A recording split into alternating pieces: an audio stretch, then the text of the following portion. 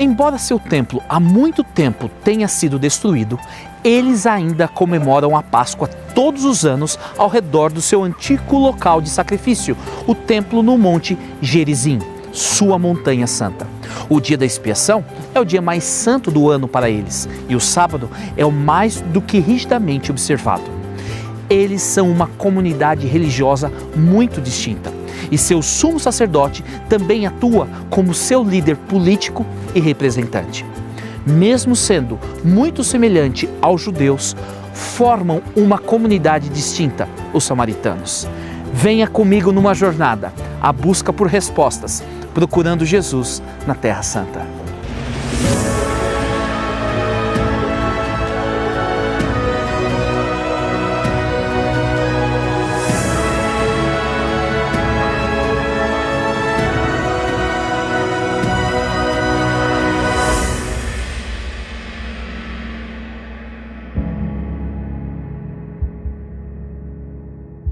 Hoje, uma pequena comunidade samaritana sobreviveu sem perder sua identidade por não casarem com pessoas de fora da comunidade.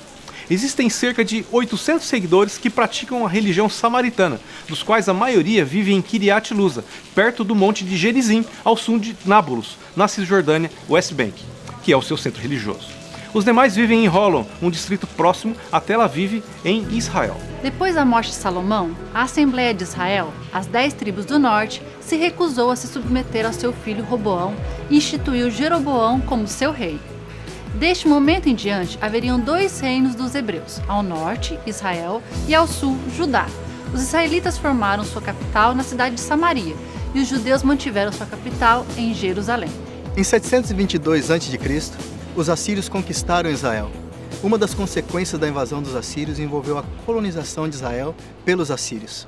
Este grupo se estabeleceu na capital de Israel, Samaria, e trouxeram com eles deuses assírios e práticas da cultura e de sua adoração. Dentro de pouco tempo, os assírios em Israel estavam adorando Yahvé de maneira exclusiva, e assim foi formado o primeiro grande cisma da religião de Yahvé. O cisma entre judeus e samaritanos. Os samaritanos, que eram assírios e não hebreus, adotaram quase toda a Torá hebraica e práticas de culto. Mas diferente dos judeus, eles acreditavam que podiam sacrificar a Deus fora do templo em Jerusalém. Os judeus olhavam com desdém aos samaritanos, negando que somente os hebreus tinham direito de ser incluídos entre o povo escolhido. E não aceitavam que os samaritanos tivessem a ousadia de sacrificar a Yahvé fora de Jerusalém. Assim, um templo samaritano foi construído no Monte Gerizim, no 4º século a.C. A população misturada de samaritanos não era aceita pelos judeus do sul de Israel. Quando os judeus voltaram do exílio na Babilônia e começaram a reconstruir o templo, os samaritanos ofereceram ajuda, mas foram rejeitados. E então começaram a atrapalhar e atrasar o projeto. Os samaritanos mantiveram suas atitudes hostis, que agora eram direcionadas contra Neemias. Sua oposição não obteve sucesso, mas a divisão entre judeus e samaritanos agora estava completa. Os samaritanos foram proibidos de oferecer sacrifícios no templo em Jerusalém e era até mesmo proibido o casamento entre eles. Os samaritanos, por um outro lado, construíram seu próprio templo no Monte Gerizim, próximo a Siquém. Seu livro sagrado incorporou somente o Pentateuco. O texto apresentava pequenas alterações do texto em hebreu aceitado e também continha um verso especificamente adicionado, mencionando o Monte Gerizim como local do templo.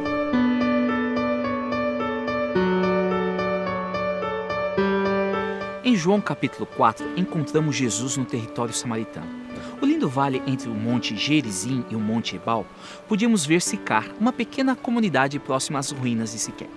Quando o patriarca Jacó voltou de Canaã, depois de viver no norte da Mesopotâmia, ele comprou uma parte da terra em Siquém.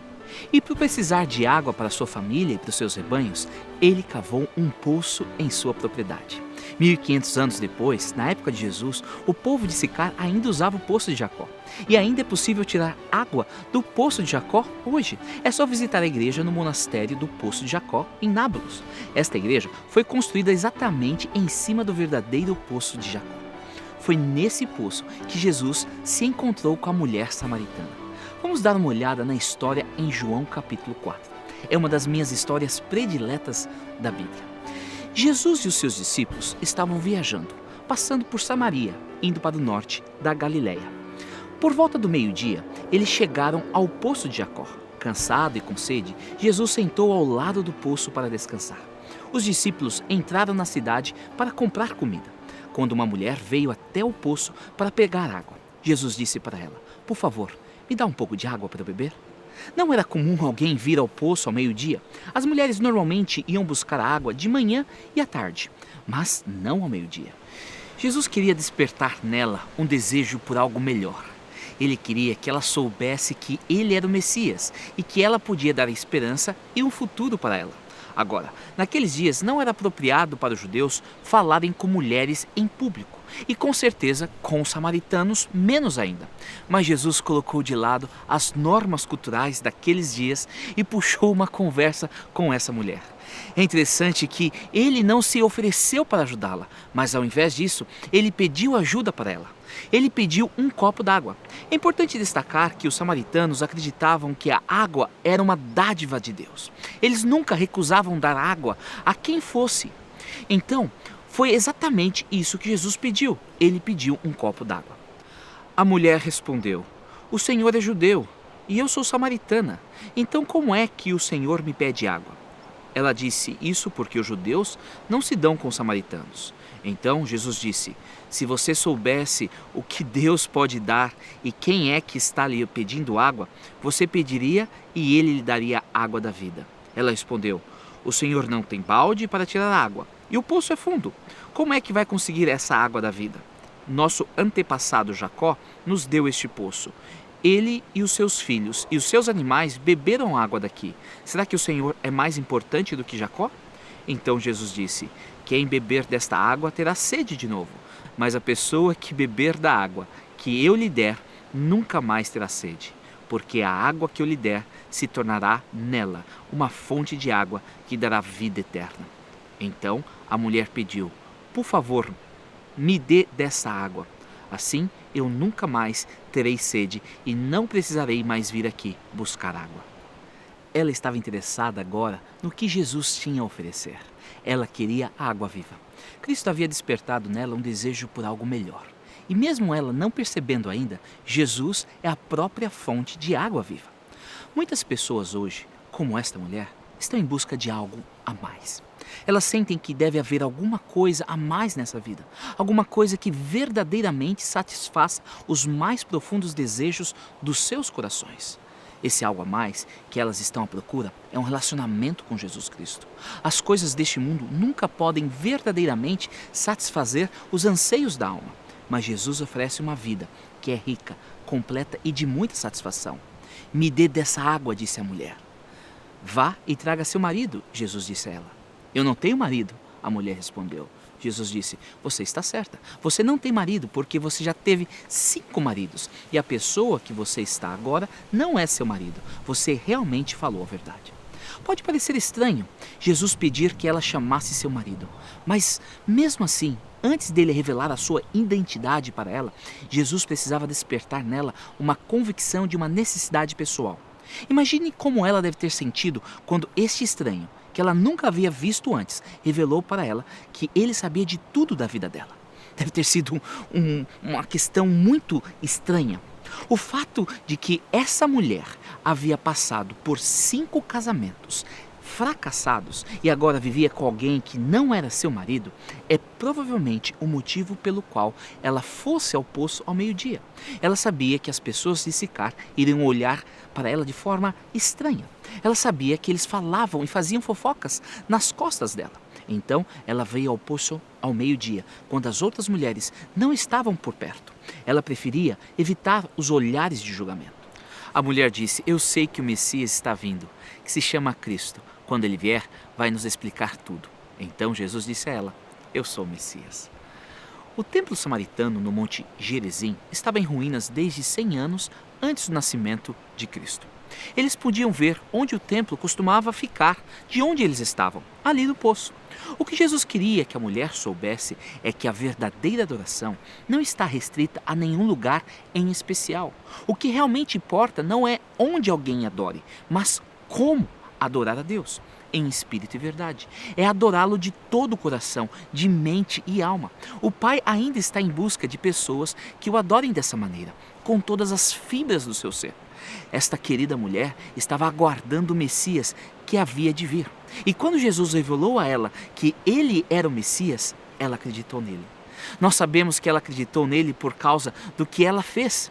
Logo a seguir, ela saiu dali, deixando o seu cântaro ao lado do poço e foi correndo chamar as pessoas de Sicar para virem conhecer Jesus. A Bíblia diz o seguinte: em seguida, a mulher deixou ali o seu pote, voltou até a cidade e disse a todas as pessoas: venham ver o homem que disse tudo o que eu tenho feito.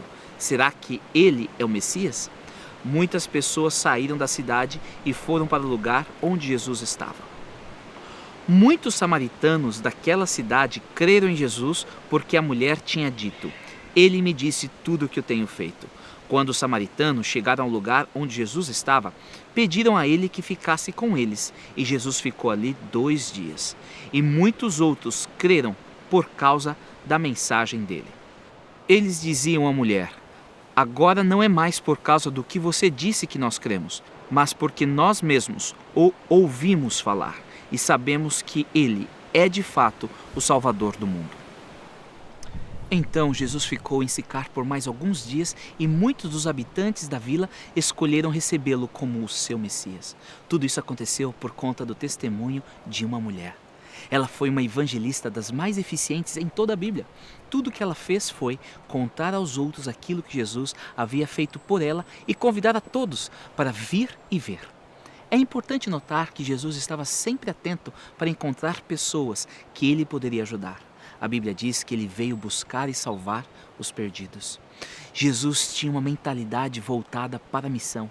E assim que a mulher acreditou que Jesus era o Messias, ela também se tornou uma missionária. Ela não tinha nenhum tipo de treinamento especial, mas ela estava simplesmente tão empolgada e deslumbrada com o que havia acontecido em seu encontro com Jesus, que ela queria contar a todos o que ele havia feito por ela.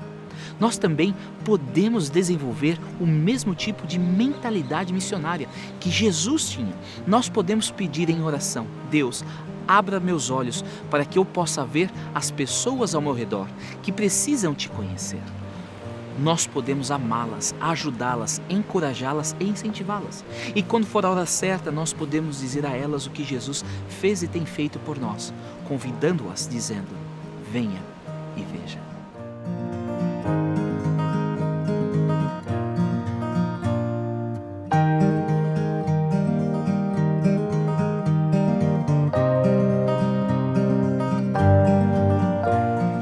Com uma certa ousadia que a maioria de nós, se não todos, agimos com certos preconceitos, alguns mais e outros menos. Jesus não tinha nenhuma limitação por isso. Ele era judeu, mas isso não impedia que ele ministrasse para pessoas muito diferentes, incluindo um centurião do odiado exército romano. Jesus estava disposto a quebrar regras sociais, o politicamente correto, qualquer preconceito, qualquer paradigma, para cumprir sua missão. Pois o Filho do Homem veio buscar e salvar aquele que estava perdido. O relato do encontro de Jesus com a mulher samaritana nos leva a muitas lições. E entre elas, eu quero destacar 3. Primeiro, Jesus opera o seu ministério por amor. A Bíblia nos diz que Jesus precisava passar por Samaria. A maioria dos judeus saíam quilômetros de sua rota para dar a volta e não passar por Samaria e entrar em contato com os samaritanos. Os judeus odiavam os samaritanos, mas por causa de seu amor, Jesus procurava as almas aflitas, não importava onde ou quem elas fossem, mesmo em Samaria. Neste encontro, Jesus foi ainda mais além, porque ele teve um encontro com uma mulher. O comportamento dominante dos homens judeus era que melhor seria ser um cachorro do que ser uma mulher. Isso não vinha das Escrituras, mas este era o padrão de comportamento. E além disso, ela não era simplesmente uma mulher samaritana, mas ela era também uma pecadora. Graças a Deus, porque Jesus não age como os homens. Ele age no reino da sua graça. Não importa quem você é, de onde você vem, o que você fez, Jesus te ama e Ele está procurando, buscando, querendo estar perto de você. A segunda lição é essa: Jesus opera seu ministério com graça. Jesus age com paciência ao lidar com essa mulher. Ele a tomou no local onde ele a encontrou e gentilmente a conduziu aonde ela precisava ser levada.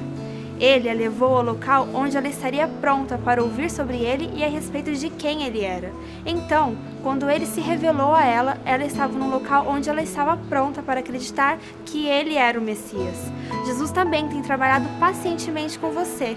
Ele está envolvido nesse trabalho, usando cada momento para trazer você para mais perto dele. A terceira e última lição de hoje é que Jesus opera seu ministério em nossas necessidades mais profundas. Jesus prometeu a essa mulher que ele poderia dar de beber a ela, água viva. Ele prometeu a ela que essa água faria com que o mais profundo de sua alma ficasse satisfeito. Amigo, você já pode ter tentado de tudo. E se você já tentou de tudo, eu acredito que eu posso dizer com segurança que apesar do seu esforço, você ainda se sente vazio e incompleto. Mas se você vier a Jesus e recebê-lo em seu coração e em sua vida, Ele vai te salvar e para sempre satisfazer os mais profundos anseios do seu coração.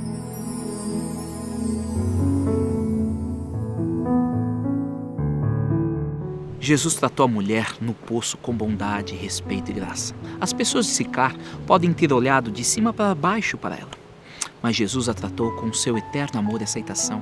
Ele não condenou, ele veio para salvá-la, ele veio para dar-lhe esperança, um futuro maravilhoso. E quando ela aceitou a Jesus, ela também aceitou o dom da vida eterna. Jesus disse uma vez: quem vê a mim, vê o Pai. Atrás dessas palavras você consegue saber como é Deus o Pai ao olhar para Jesus. Quando você vê como Jesus tratou a mulher no poço de Jacó, esse é um retrato de Deus o Pai. Você pode confiar sem medo em nosso Pai Celestial. Ele é completamente digno de nossa confiança. Amigo, se você estiver descoberto em sua jornada espiritual, que você se encontra naquele momento em que você percebe que as coisas deste mundo realmente não satisfazem os desejos da alma, eu convido você a aceitar a Jesus Cristo, a fonte da água viva, como seu salvador pessoal. Peça a Ele que perdoe seus pecados, peça a Ele que te conduza e te oriente daqui para frente. Se você está pronto para dar esse passo, você só precisa fazer a seguinte oração: querido Pai, obrigado por tuas bênçãos, obrigado por me amar, obrigado por ter enviado Jesus Cristo para morrer na cruz por mim. Querido Pai, obrigado pela água viva que jorra. Que esta água viva possa lavar a minha vida, que esta água viva possa transformar a minha vida e que esta água viva possa me motivar a compartilhar a água que é Cristo Jesus. The Truth to Life in the Way is a song that was born out of a period of personal insecurity. There are times when we just don't understand the providence of God, but it's at those times when we really need Jesus. For myself, I sang my way through that particular period, and if you're struggling at all, I pray that this song will be a blessing to you. Take some time before you say you will. Pause and call upon His name. Seek the Father, He will guide you still, and He always will. There's no hurry, you can take your time. There's no need to rush away. Pause to pray, and you will find strength to meet the day. Father's will is always best for us. In His time He'll lead the way. Our faith's in Him in whom we place our trust. The truth, the life, the way.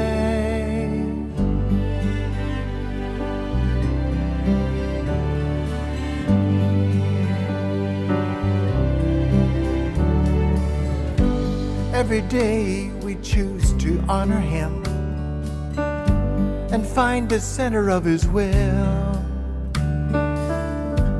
As He leads, troubles fade away, and they always will. Father's will is always best for us. In His time He'll lead the way. Our faith's in Him in whom we place our trust. The truth, the life, the way.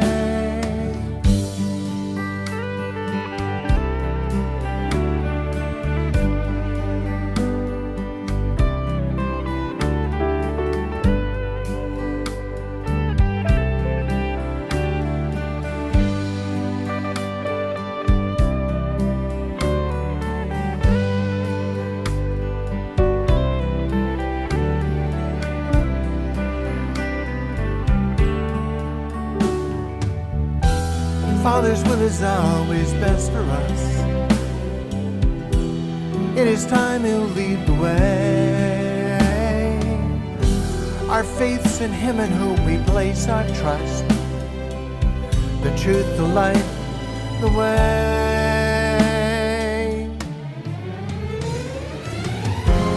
Take some time before you say you will. Pause and call upon His name. Seek the Father, He will guide you still. And to Yahweh's will. Father's will is always best for us. In His time He'll lead the way. Our faith's in Him in whom we place our trust. The truth, the life, the way.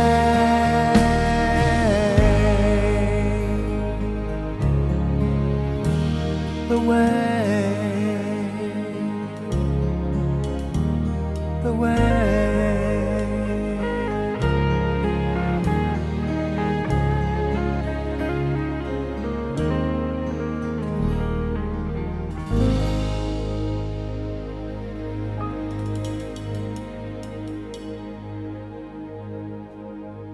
Muito obrigado, pastor Ron Nelson. Que belíssima canção.